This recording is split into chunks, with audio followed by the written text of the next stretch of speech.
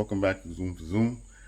Today I'm trying to troubleshoot an issue I've been having with the all-wheel drive on the Speed 6. So what's been going on is I would drive the car for about, let's say 30 miles or so, then the all-wheel drive light will come on. So seems like the car goes to front wheel drive mode. If you start the car regularly, the car is fine. All-wheel drive mode, you can do whatever it is you got to do. But after like 30 miles, then it just starts. It doesn't act weird, but it's basically driving front wheel drive mode. I tested it out the other night when it came on, and the traction light comes on when you just giving it, a hard press and everything. So I'm going to try to see what's going on. I'm thinking this may be a sensor, maybe one of the sensors on the rear diff. I checked all the axles. Remember, I changed the axles, so and the two axles in the rear are pretty much new DSS. So front axles are okay. So I'm gonna look around and see what's going on. So I'm gonna check the rear diff first. Maybe something's not right. Maybe the sensor's bad or something. So I'll see. So let's check it out. All right. So looking under the car is the rear diff right here. And there goes the axles. So like I said, axle, everything are okay. I said the axles are fairly new, so shouldn't give me no issues. It's the other side. So the axles seem to be okay. Check them, tugging on them. Nothing happened with the axles here. So looking at this sensor, seems like this sensor. Look at the sensor. Let me see here. I think I might have found out a problem. Yeah, this sensor looks like it's going into the diff. Actually, it's broken. So I think that might be our issue with the all-wheel drive system here. Now the question is, once it comes over here, where does it go? I think it goes to on this side here to this harness. So, okay. Yes, I guess all these sensors are connected. There's the diffs. So, gonna see if you can get in there. This is gonna be a hard thing to find because most people that sell their diffs, I think, sell it with all the sensors on it. So I'm gonna try to look and see if I can find one, or if not, maybe I might have to try and fix this. I never depinned and repinned the sensor before, so if I have to try, I'm gonna look around first and see if I can find one, and then just replace it. If not, then just gonna have to try that route. Yeah, I don't know, I'll see, but that seems to be our issue right there. So yeah, we'll see. Stay tuned. Okay, so we're gonna get this thing slid off here. Yeah, that's the connector there, and then it goes to the sensor.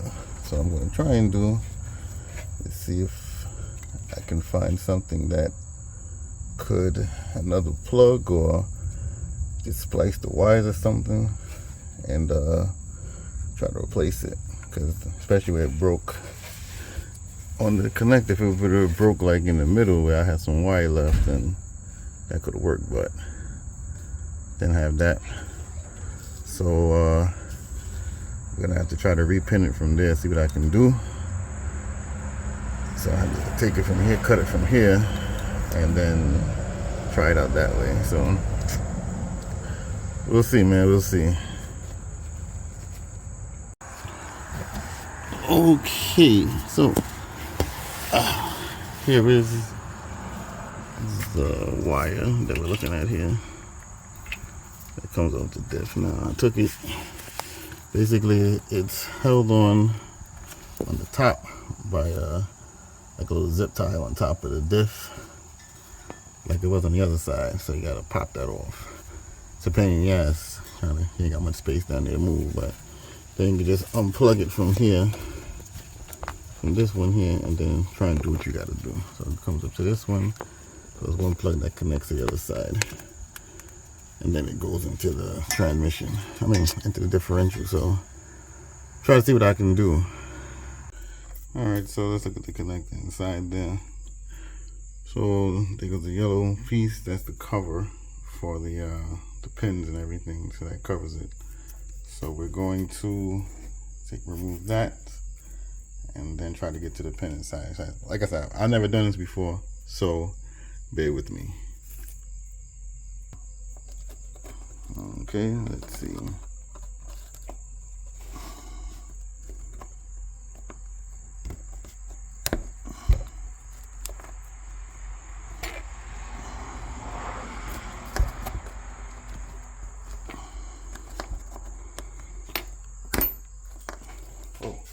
Kind of flew away.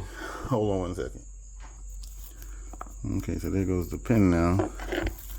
So it's hard to film, but it's a little tab inside the hole there. It's hard to see it on the camera, but you would stick this or anything like sharp and skinny to try to get in there, raise up the tab.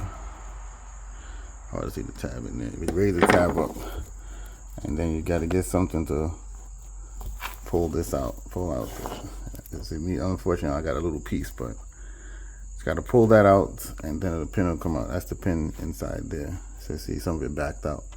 So you pull it out, and then the pin should come out. All right, so there goes the piece of the pin right there.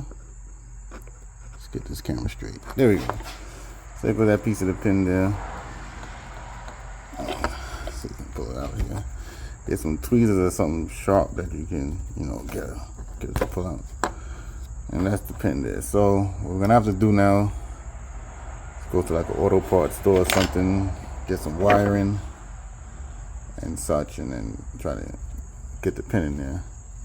So like I said, we didn't have much wire to work with, so I'm gonna have to get another piece of wire, open this up here, and then tie it back together, crimp it down, and then repin it, and then hopefully it works.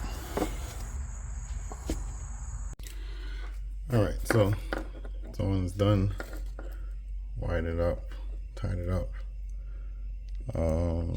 Should be all right. So we're gonna put it back on the car. We have to drive it for a few to see if that was the key. Go. All-wheel drive is working. Changing that sensor. So the all-wheel drive light is off.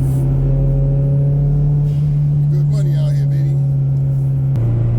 I have to get the car, drive around for a while to make sure the all-wheel drive light didn't come back on, which it didn't. So, yeah, man, we are good to go. Probably even drive the speed to work tomorrow.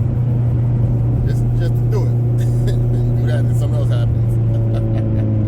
The speed, don't you get too happy with it and say, nah, don't get too happy and whatever. Here's something else you gotta address.